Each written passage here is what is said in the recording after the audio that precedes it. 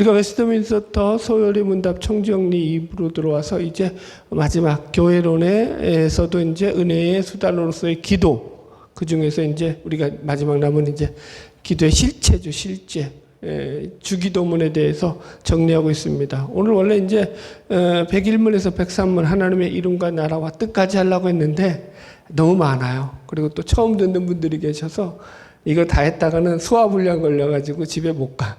그래서 다 할 수가 없어서 하나님의 나라와 이름만 두 가지만 정리하면서 하려고 해요. 그래서 벌써 우리 기존 성도들은 세 번째 듣는 거예요. 그래도 또 새롭지 뭐. 여튼 잘 들으시고 소화하시고 말씀 가운데 승리하는 저와 여러분 되기를 소망합니다. 먼저 서로는 기도의 순서예요. 기도의 순서. 기도의 주기도문의 구성은 세 가지 당신 기원대 세 가지 우리 기원이다라고 써놨어요. 그러니까 지금 여기 우리가 읽었듯이 하늘에 계신 우리 아버지여 이름이 거룩히 여김을 받으시오며 나라가 임하오시며 뜻이 하늘에서 이루어진 것 같이 땅에서도 이루어지이다 이렇게 돼 있잖아요. 그런데 이 주기도문 원문에 보면은요 여기 앞에 그냥 이게 이름이 거룩이 아니라 당신의 이름이라고 해요. 당신이란 말이 들어가 있어요. 그러니까 당신의 이름이 거룩히 여김을 받고 당신의 나라가 임하고 당신의 뜻이 하늘에서 이루어진 것 같이 땅에서도 이루어지이다 해가지고 이걸 당신 기원이라고 해요. 이게 그래서 좀 헷갈릴 수 있는데 우리나라 말에 쓰는 당신이 이게 2인칭 대명사로서 상대방을 좀 낮추는 거잖아요. 그래서 하대할 때 당신 말이야 막 이렇게 표현하잖아요. 이게 우리식의 표현과 다른 거예요. 문화적으로. 이 헬라어에서는 그러니까 영어권에서도 마찬가지죠. 이 2인칭 대명사로서의 you라는 것은요. 상대를 아주 친근히 대하는 친밀감 있게 대할 때 쓰는 표현인 거예요. 그래서 우리나라 복음성가도 이제는 뭐 많이 그렇게 하잖아요. 그죠?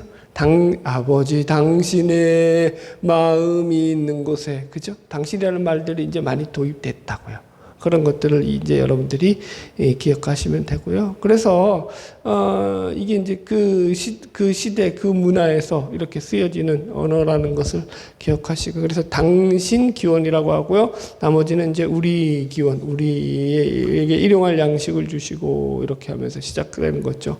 그 세 가지로 이루어져 있어요. 그래서 이 기도의 순서가 당신 기원이 먼저고, 그 다음에 우리 기원이 그 다음으로 이루어져 있다라는 거죠. 그래서 우리의 기도에서 언제나 먼저 구하고 나아가야 될 기도의 제목은 우리의 바램이나 필요가 먼저가 아니라 하나님과의 올바른 관계를 구하는 기도여야 한다. 이 기도의 순서가 중요할까요? 안 중요할까요? 중요한데 얼마만큼 중요할까요? 아주 중요해요. 무척 많이 중요해요, 여러분들. 이 기도 순서를 뒤집으면 될까요? 안 될까요? 안 돼요. 네. 10계명을 뒤집으면 돼요? 안 돼요? 1계명이 살인하지 말라로 오면 돼요? 안 돼요? 안 돼요. 그죠? 하나님이 그 순서를 중요시 여겨요. 그 순서가 그래서 중요한 거예요. 그러니까 우리가 이렇게 물어볼 수 있죠. 왜 그러면 하나님께서 이렇게 하나님의 나라와 뜻과 이름을 위해서 기도하려고 하느냐. 하나님의 능력이 부족해서 하나님이 우리 보러 그 능력을 더 가지게 해달라고 기도하라는 거냐. 실제로, 그죠? 이방 종교의 신들은 그 신들 가운데, 힌두교의 신들 가운데서는요, 그 신자들이 기도를 안 해가지고, 신자들이 기도를 안 하니까 그 이름이 잊혀지고 사라진 종교의 신들이 많대요. 그러니까 그만큼 신도가 많은 그런 그 신자들이 많은 그런 신이 센 신이야. 힌두교의 신은. 그럼 우리 기독교의 신은요, 하나님은요. 우리가 기도를 많이 해야지 하나님이 세지나요? 예? 우리가 기도 안 하면 하나님이 약해지나요? 야, 난 니들 기도의 힘을 받아야지 세진다. 그러니까 기도 열심히 해라. 그런 거예요? 그런 거 아니거든요, 여러분들. 그러니까 하나님이 무슨 능력이 부족하거나 거룩이 부족하기 때문에 그 이름이 거룩하게 해달라고 기도해라. 이게 아니라 이제 우리와의 관계성이에요, 관계성. 그 관계성을 통해서 하나님께서 기도를 통해서 우리와 관계를 맺기를 원하시는 거예요. 그래서 이게 하나님과 이 기도를 통해서 관계를 맺음으로 우리는 하나님의 나라를 이루어가고 이름을 거룩히 여기는 삶을 우리 속에서 이루어가는 자들로 세워지게 되는 거예요. 하나님의 뜻을. 그래서 기도를 하시는 게 아주 중요한 거죠, 여러분들. 네. 네, 이해하셨죠? 넘어갈게요. 101문. 그래서 첫 번째 강구에서 우리는 무엇을 기도합니까? 첫 번째가 뭐예요? 하나님의 이름이죠. 그래서 답, 이름이 거룩히 여김을 받으시오며 라는 첫 번째 강구에서 우리는 하나님이 자기 자신을 나타내신 모든 것에서 우리와 타인이 그분을 영화롭게 하고 모든 일을 그분의 고유한 영광으로 처리하도록 기도합니다. 하여튼간 소율이 문답에 이거 애들을 위해서 만들었다고 했어요. 17세기에. 여러분들, 예? 여러분들 정신 차리셔야 돼. 이게 어른들을 위한 게 아니야. 어른들은 뭐가요? 대요리 문답으로 따로 있어요. 그걸 할 걸 그랬어. 아주 그냥 저부터 죽어나겠죠. 그러면 소율이 문답도 이 정도인데. 용어 자체 하나하나가 그냥 쓴 거예요? 의미가 있는 거예요? 의미가 있는 거예요. 첫 번째가 뭐예요? 이름이 거룩히 여김을 받으시오면은 하나님이 자기 자신을 나타내신 모든 것에서로 시작해요. 그러니까 하나님의 자기 계시성이 그 이름 속에 있다 없다? 있다. 하나님은 그럼 자기 이름을 드러내시기를 기뻐하실까요? 싫어하실까요? 기뻐하신다. 왜냐하면 여기 출애굽기 3장 13절 14절 여기 써놨잖아요. 이게 이제 모세가 하나님 앞에 이제 소명을 받을 때 하나님이 너지 이제 애굽에서 내 백성들 인도하여 내라고 하니까 모세가 한다고 했어요? 안 한다고 했어요? 못 한다고. 그죠? 리젝트하죠. 하나님이 감히 하나님께서 사명을 맡기시는데 나 못해요. 그래서 그냥 거절하기는 뭐하니까 어떻게 핑계대죠? 아니 내가 하나님 이름도 모르는데 이름도 모르는 신을 어떻게 가서 이 사람들한테 설명하라고 나한테 그러십니까? 하면서 또 막 대들잖아요. 그러니까 하나님이 내 이름은 스스로 있는 자다. I am that I am. 이렇게 말씀하시거든요. 여기서 하나님이 스스로 있는 자라는 게 그러니까 이게 뭐죠? 히브리어로 그러니까 히브리어는 모음하고 자음 표시를 안 해요. 그래서 그걸 모아보니까 야훼도 되고 여호와도 되고 이렇게 돼서 이제 야훼 여호와다라고 부르는 거예요. 정확한 명칭은 우리가 확정할 수는 없어요. 그런데 여튼 하나님의 이름을 어떻게 가르쳐 줬다고요? 나는 스스로 있는 자야라고 가르쳐 줬다고요. 그게 무슨 의미냐면은 자 보세요. 어떤 존재도 스스로 존재할 수 있는 존재가 있어요, 없어요? 아무도 없어요. 어떤 것도 없어요. 어떤 것도 자기 스스로 존재할 수 있는 존재가 없어요. 신 외에는. 이걸 우리 자존성이라고 하죠. 그러니까 이 말 자체가 무슨 말이냐면은 이렇게 이해하시면 돼요. 모세에게 하나님이 이렇게 설명하는 거예요. 모세야, 나는 네가 생각하는 것보다 훨씬 더 스케일이 큰 존재야. 네가 생각하는 것보다 훨씬 더 대단한 존재야. 라고 설명을 하시는 거예요. 근데 모세가 그 말 알아들었어요? 못 알아들었어요? 못 알아듣죠. 그러니까 하나님이 지팡이가지고 뱀도 만들게 하시고 하여튼 우리 하나님 되게 친절하셔. 하여튼 그렇게 해가지고 결국은 모세를 꺾죠. 마지막에 협박까지 하지만 여튼 그랬다고요. 그래서 하나님은 어쨌든 자기 이름을 드러내신다고요. 어떻게 드러내시는지 우리 이제 한번 봅시다. 이 101-2 첫 번째 강구가 뭐냐면 이름이 거룩히 여김을 받으시오며 우리와 타인이 그분을 영화롭게 하도록 그 이름을 드러내도록 기도해달라는 거죠. 그러니까 하나님의 이름과 하나님의 영광이 연결되어 있다라는 거예요. 그죠? 여러분들. 여기 써놨는데 이거 읽어보시기 바라고. 예를 들어서 이렇게 말하는 거예요. 이름과 성품은 연결되어 있어요. 이름과 성품은 연결되어 있어요. 그죠? 이게 떨어져 있지 않아요. 예를 들어서 보세요. 아무거나 이름을 대보세요, 여러분들. 그 성품이 드러나지. 누구를 한번 대보세요, 아무나. 예. 이완열. 시작부터 좀 그렇네. 진짜. 이완용. 죄송합니다. 시작부터 좀 그렇네. 이완용. 어때요? 우리 전부 다 여기, 나는 이한영을 닮고 싶어 하는 분 있어요? 없죠. 벌써 이름에서 뭐가 확 드러나잖아. 누구 또 해보세요. 누구 아무나. 제가 좋아하는 이름 대볼까요? 손흥민. 이러면 벌써 이름이, 야, 진짜 부럽다. 안 그래요? 여자분들은 누구 있어요? 닮고 싶은 여자 있잖아요. 없어요? 여튼, 이름 봐봐요. 이름만 써도 그 이름만 해도 그 사람의 정체성과 속성이 확 드러난다고요. 성경에서도 마찬가지죠. 예를 들어서 가룟 유다. 가룟 유다 하면 딱 뭐가 나와요? 배신자. 그가 어떻게 살았든 이게 확 등장해 버린다고요. 야곱. 사기꾼. 내가 저거 하는 게 아니라 성경에서 말하는 거죠. 이름 자체가 발 뒤꿈치를 잡았다. 사기쳤다는 이름이에요. 그래서 이름을 바꾼 거 아니에요. 이스라엘로 하나님이. 그죠? 확 드러난다고요. 제가 지금 야곱을 욕하자는 거 아니에요. 오해하지 마세요. 무슨 얘기인지 이해하시겠죠? 하나님이 성경에서 이름에 대해서 꽤 관심을 가지시고 이름에 의미를 많이 부여하셔요. 괜히 아브라함의 이름을 아브라함으로 바꾼 게 아니다. 그런 것들이 있다. 괜히 시몬 시몬의 이름을 갖다가 요한의 아들 시몬아 네 이름을 개발하리니 장차 하면서 바꾸잖아 이름을. 베드로라고요. 괜히 바꾸는 게 아니라는 거죠. 여기서도 마찬가지예요. 하나님의 이름이 왜냐면 그분의 어떤 속성과 그분의 성품과 그분의 영광을 드러내는 하나의 가장 중요한 모습이 되는 거예요. 그러면 그 드러내는 자기 이름들이 어떻게 드러나느냐 확인해 봅시다. 1. 엘로힘. 이건 그냥 더 많은데 제가 샘플로만 몇 개 들어놓은 거예요. 엘이 하나님이라는 뜻이고요. 복수형 어미 임이 붙어가지고 엘로힘이 됐는데 이게 성경에서 제일 많이 쓰이는 하나님의 이름이죠. 2,500여 회 나와요.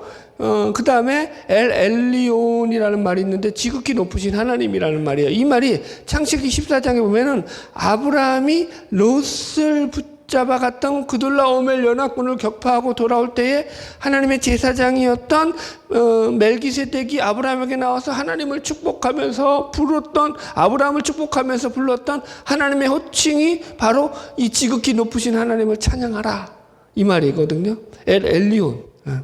이게 무슨 말이냐면 그러니까 아브라함도 알고 멜기세덱도 아는 게 아브라함아 네가 그돌라오멜 연합군과 싸워서 승리한 게 너의 실력이 아니라 하나님이 너를 도와서 너를 승리하게 하신 거야 라고 알려주는 거죠. 아브라함도 거기에 동의해서 뭐 했어요?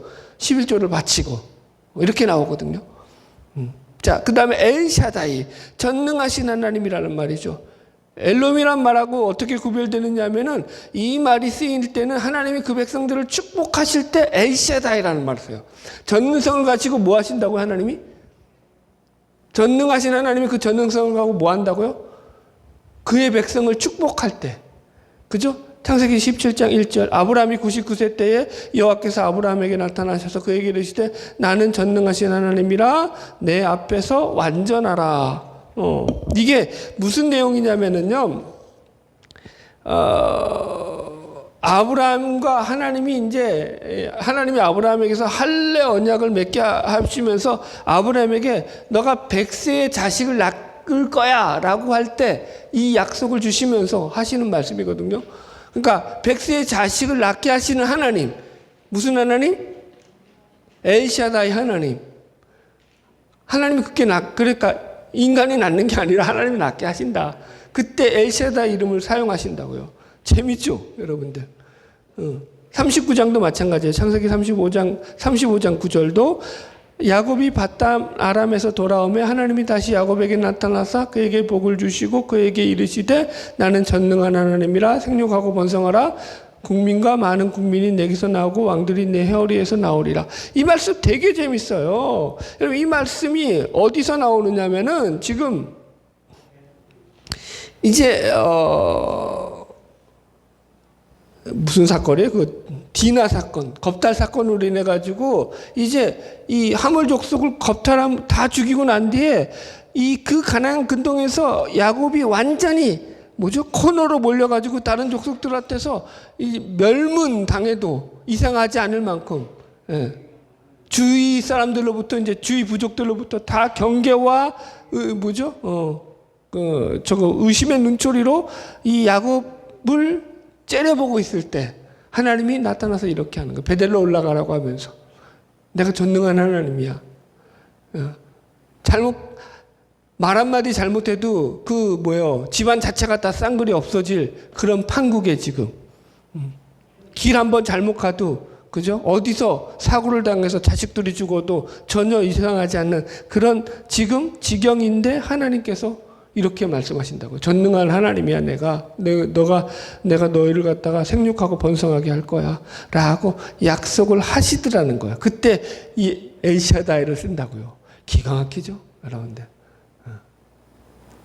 하나님 이름을 자랑하려고 하는 거예요? 우리를 도우시려고 하는 거예요? 이해하시겠죠? 그 다음 거 여호와 이레. 이제 엘 말고 여호와라는 말도 같은 말인데 여호와 이레는 준비하신 하나님, 우리를 필요를 채우시는 하나님. 이거 잘 알죠? 창세기 22장 14절에서 아브라함이 이삭을 바칠 때 그죠? 양을 준비케 하셔가지고 그래서 그를 살리고 나서 그 땅 이름을 여호와 이레라 하셨다라고 해서 여호와께서 산에서 준비하리라 라는 말씀으로써 여호와 이레라는 말이 처음 쓰이죠. 여호와 샬롬, 평강의 하나님이라는 말죠. 이거 기드온을 하나님께서 사사로 세울 때 이 겁쟁이 기드온을 세우면서 하나님이 주시는 말이에요. 사사기 6장 24절 기드온이 여호와를 위하여 거기서 제단을 쌓고 그것을 여호와 샬롬이라 하였더라. 그것이 오늘날까지 아비에셀 사람에게 속한 오브라에 있더라. 그러니까 기드온 자신으로는 나가서 싸워서 이길 자신이 없는 거지. 이 겁쟁이가. 근데 하나님께서 그 마음 가운데 평강을 주시고 하나님의 사람으로 세워서 그 일을 감당하게 하시더라는 거죠. 여호와 라파도 마찬가지죠. 치료의 하나님. 마라의 쓴물 아시죠? 그 쓴물을 단물로 바꾸시고 난 뒤에 이 말씀을 주시죠. 무슨 하나님? 여호와 라파, 치료의 하나님이다. 우리를 고치시는 하나님이다. 그러니까 보세요. 다 무슨 얘기죠? 무슨 얘기하고 있죠 여기서? 하나님이 혼자 잘나셔서 하나님이 그냥 나의 이름을 가지고 내가 세상에 내 이름을 자랑하겠다는 거예요? 아니면 하나님이 우리와 관계 맺음을 통해서 우리를 지키고 보호하시며 우리를 도우시는데 그 이름을 사용하시겠다는 거예요? 전자예요? 후자예요? 후자죠. 근데 얼굴을 보면 다 안 믿어. 아니 좀 믿어야지 뭘 이걸 뭐 내가 설교하는 맛이 나지. 안 믿어. 그래, 이거, 그래. 성경은 그래. 그런데 실제로 내 삶에 하나님은 1도 도움이 안 돼. 다 그런 표정들이야. 그냥 내 삶은 내 살기 바빠 죽겠어. 내 코가 석잔데 무슨 하나님은 어디 계시는지 모르겠어. 여러분, 그게 바뀌어야 되는 거야. 그게 바뀌어야 되는 거야. 성경이 뭘 얘기하는 거예요? 하나님의 이름을 걸고 하나님이 우리와 관계 맺어서 우리를 도우심으로 그의 영광을 드러내신다. 이게 안 믿어지면요, 여러분들 죽을 때까지 이런 일 안 일어나요. 이걸 믿으셔야 돼. 그래야지 그 일이 일어나. 죄송한데, 이게 믿음의 영역이라는 거죠. 넘어갈게요. 101-3. 그래서 이 모든 일을 그분의 고유한 영광으로 처리하도록 기도합니다. 보세요. 이 일을 하나님이 그분의 고유한 영광으로 처리한대요. 그래서 제가 하나님의 열심이라고 표현해놨죠. 예를 들어서 보세요. 성경에 얼마나 이런 말들이 많이 나오냐면은 하나님께서 10번째 재앙을 내린 애굽에 10가지 재앙을 내리잖아요. 그 이유를 이렇게 말씀하셔요. 출애굽기 9장 13절로 16절 여호와께서 모세에게 이르시되 아침에 일찍이 일어나 바로 앞에 서서 그에게 이르기를 히브리 사람의 하나님 여호와의 말씀에 내 백성을 보내라. 그들이 나를 섬길 것이니라. 내가 이번에는 모든 재앙을 너와 내 신하와 내 백성에게 내려 온 천하에 나와 같은 자가 없음을 내게 알게 하리라. 보세요. 하나님이 왜 10가지 재앙을 내리신다고요? 이스라엘 백성을 애굽에서 꺼내는데 재앙 10번까지 내릴 필요가 있어요? 없어요? 한 번만에 꺼내실 능력이 돼요? 안 돼요? 충분히 되죠. 그럼 한 번 재앙 내리고 끝내시면 되잖아. 왜 10번까지 내리신다고 지금 본문에서 뭐라고 얘기해요? 그렇게 함으로 뭐 하신다는 거예요, 여러분들?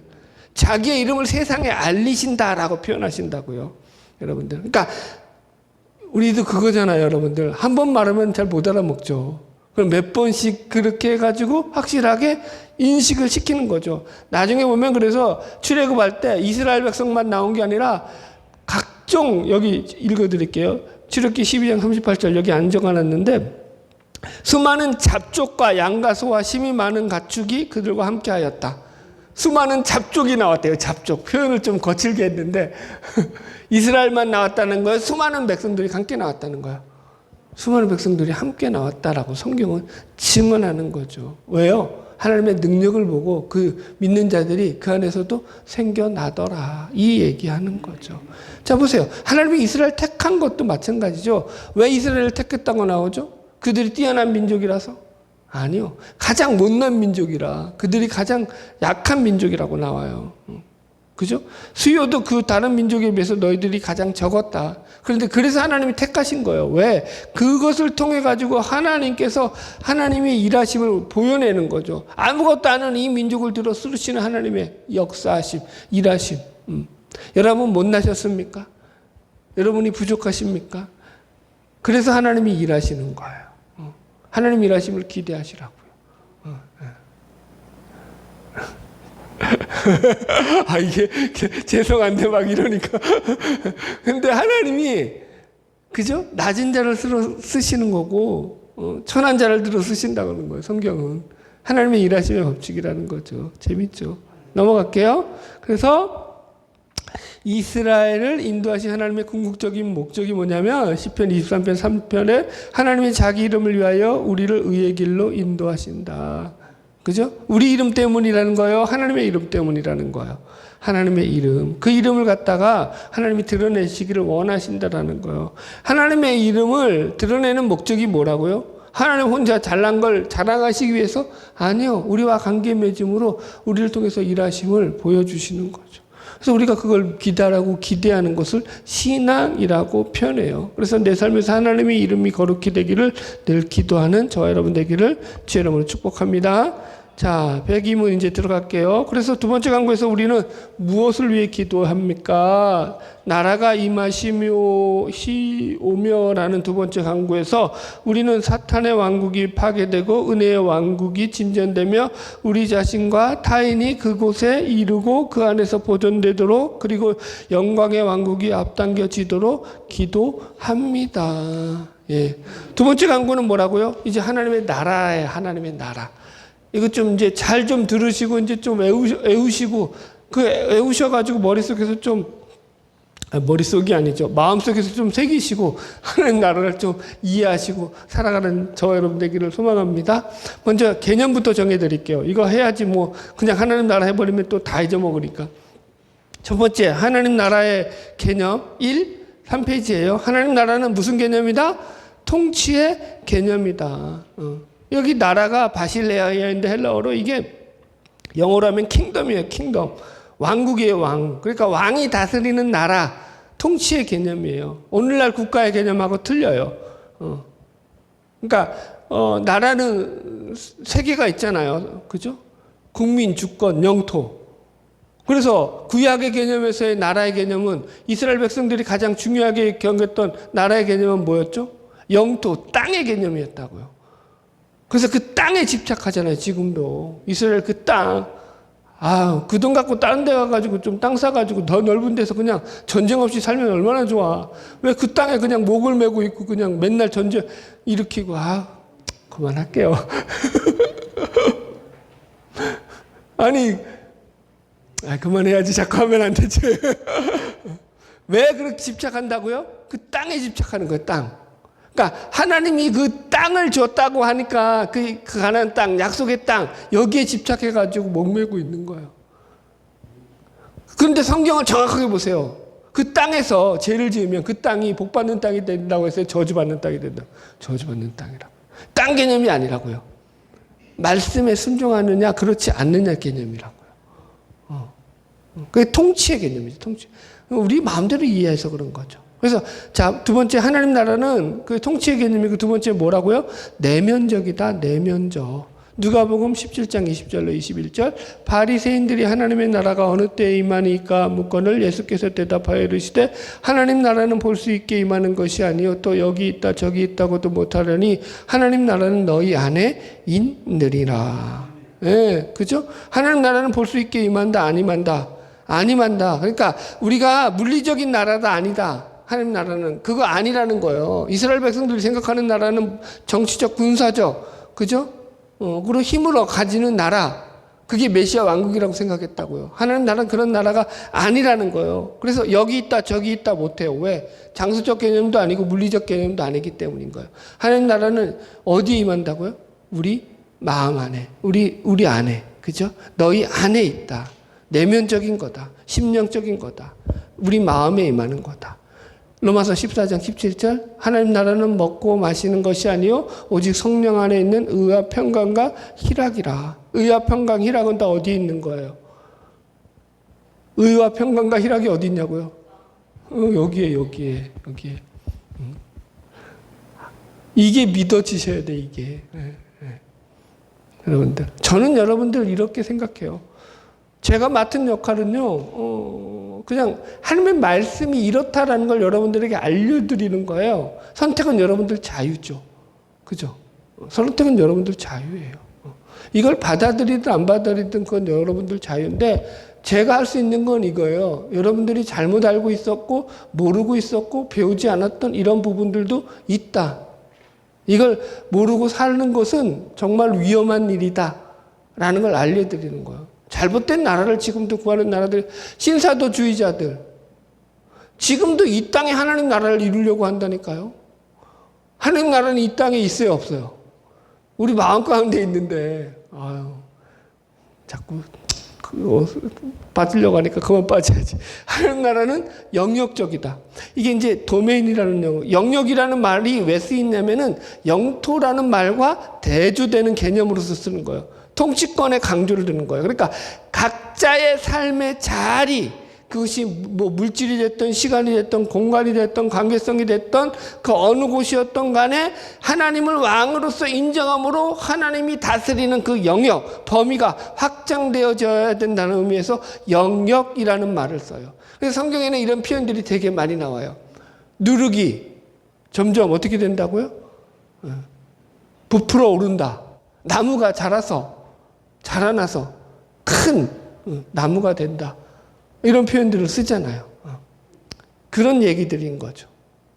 그러니까 내면적이고 영역적이며 하나님의 통치가 이루어지는 거예요. 어디에? 내 마음에. 마음보다 부패한 것이 있다 없다? 없다. 그래서 마음을 잘 다스려야 된다. 안 다스려도 된다. 알아서 하세요. 나는 가르치는 거야. 하나님 나라는 이 세상에 속한 나라가 아니다. 요한복음 18장 36절. 예수께서 대답하시되 내 나라는 이 세상에 속한 것이 아니라 만일 내 나라가 이 세상에 속한 것이었다면 내 종들이 싸워 나로 유대인에게 넘겨지지 않게 하였으리라. 이제 내 나라는 여기에 속한 것이 아니니라. 그죠? 세상에 속하지 않았다라는 게 이게 무슨 말이냐면은 하나님 나라가 가지는 내용과 가치와 목적, 이런 것들이 세상이 가지는 내용과 가치와 목적, 철학에 따르지 않는다라는 거예요. 세속적이지 않다라는 거예요. 그래서 에베소서 2장에서도 그렇게 나오잖아요. 세상의 공중권세자를 세상은 따른다고요. 우리는 그걸 따르지 않는다고요. 하나님을 대적하는 세상이라고 표현을 하죠. 이해하셨죠? 개념 대충. 그래서 하나님 나라가 어디에 임해야 된다고요? 내 마음에. 늘 기억하시기 바랍니다. 그래서 임하는 나라와 세하는 나라, 우리는 사탄의 왕국이 파괴되고 은혜의 왕국이 진전되도록 기도한다. 임하는 나라, 은혜의 왕국이 진전되도록. 성경에서 하나님 나라를 설명하고 있는 동사들을 주목하라. 임하다, 오다, 받다, 들어가다, 이런 단어들을 쓴다. 임하다. 마태복음 12장 18절. 내가 만약 하나님의 성령을 힘입어 귀신을 쫓아내는 것이면 이미 하나님 나라가 너에게 임하였느니라. 임했대요, 하나님 나라가. 누가복음 22장 18절도 마찬가지요. 내가 너에게 이르노니 내가 이제부터 하나님 나라가 임할 때까지 포도나무에서 난 것을 다시 마시지 아니하리라 하시고, 임하다라는 표현을 써요. 임하는 거. 하나님이 우리 가운데 임한다라는 거예요. 하나님 나라가 내려오는 거죠. 그 다음에 두 번째, 오다. 마가복음 1장 15절. 이르시되 때가 찼고 하나님 나라가 가까이 왔으니 회개하고 복음을 믿어라. 오다라고 표현하고 있어요. 세 번째는 받다, 이어받다, 이런 뜻이에요. 고린도전서 15장 50절. 형제들아 내 것을 말하노니 이것을 말하노니 혈과 육은 하나님 나라를 이어받을 수 없고 유업을 이어받을 수 있다 없다라고 표현한다고요. 하나님 나라를 유업으로 받는다라고 표현한다는 거예요. 네 번째가 들어간다. 하나님 나라에 들어가는 거야. 마태복음 21장 31절 내가 진실로 너희에게 이르노니 세리와 창녀들이 너희보다 먼저 하나님 나라에 들어가리라. 자 보세요. 다 이게 어떤 의미냐면은 내가 어떻게 노력해가지고 내가 건설하고 세워가는 나라가 아닌 거예요. 주체가 누구예요? 하나님이에요. 하나님이 내 안에 임하시는 거고 들어오시는 거예요. 내가 그걸 받는 입장이에요. 수동적으로. 이해하셨죠? 믿음도 수동태를 쓴다고 했어요. 기억나죠? 믿음의 수동적인 의미. 믿음이 왜 수동태를 쓰냐면 그 믿음 자체는 하나님께서 은혜를 부어주시지 않으면 우리에게 생길 수도 없거니와 그 은혜를 하나님께서 우리 가운데서 역사하시는 것을 우리가 수동적으로 받아들이는 입장이기 때문에 믿음을 수동태로 쓴다고 했어요. 똑같은 거예요. 하나님 나라는 하나님의 은혜로 우리에게 주어지는 것이기 때문에 우리가 그것을 받는다고 표현한다고 임한다고 표현을 하는 거죠. 그래서 늘 기억하셔야 돼요. 하나님이 우리 가운데서 임하시기를 기억하셔야 돼요. 하나님의 은혜가 우리 가운데 늘 임하기를 소원하셔야 되는 거죠. 이해하셨죠? 넘어갈게요. 새하늘 나라 사탄의 왕국이 파괴되고 마태복음 12장 28절 내가 마저 하나님의 성령을 힘입어 귀신을 쫓아내면 이미 하나님 나라가 임하였다. 그래서 귀신을 쫓아내고 몰아내는 그런 일들이 또 하나님의 통치권이 확장됨으로써 그 귀신이 힘을 잃고 쫓겨가는 것으로 성경은 표현하고 있죠. 그러니까 두 나라가 우리의 심령 안에서 우리 마음 안에서 갈등하고 있다라고 표현하는 거예요. 자, 잘 보세요. 하나님 나라는 불신자들에게는요. 이게 예를 들어서 이 영적 싸움이 우리 심령 안에서 일어나는 인간의 마음 안에서 일어나는 이 싸움이 있을까요? 없을까요? 있어요? 없어요? 아예 없어요. 아예 없어.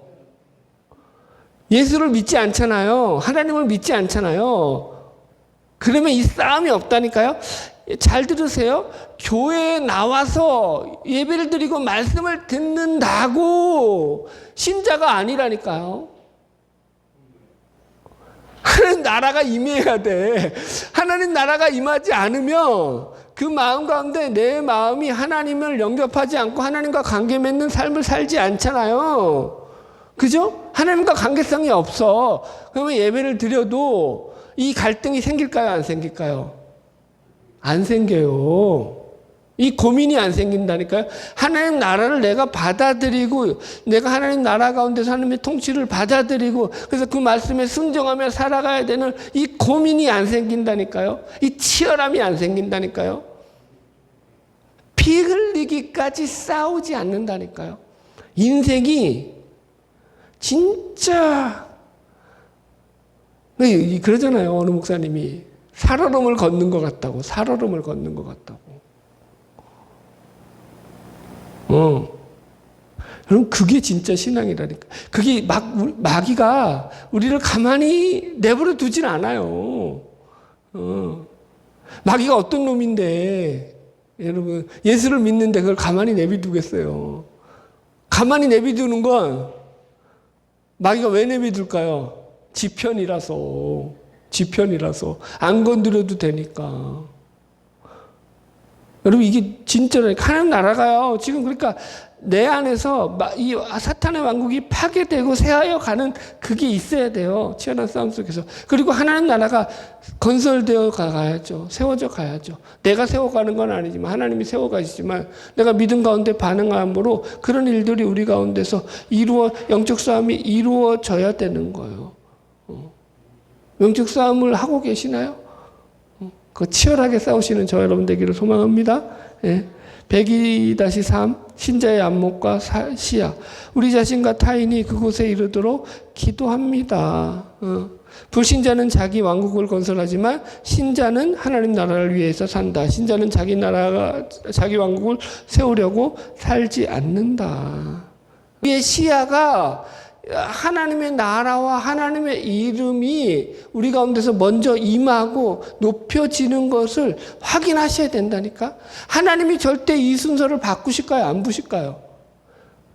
안 바꿔요. 하나님의 이름이 우리에게서 높여지기를 하나님께서 바라신다니까요. 그래서 늘 조심하셔야 돼요. 이 부분에 대해서.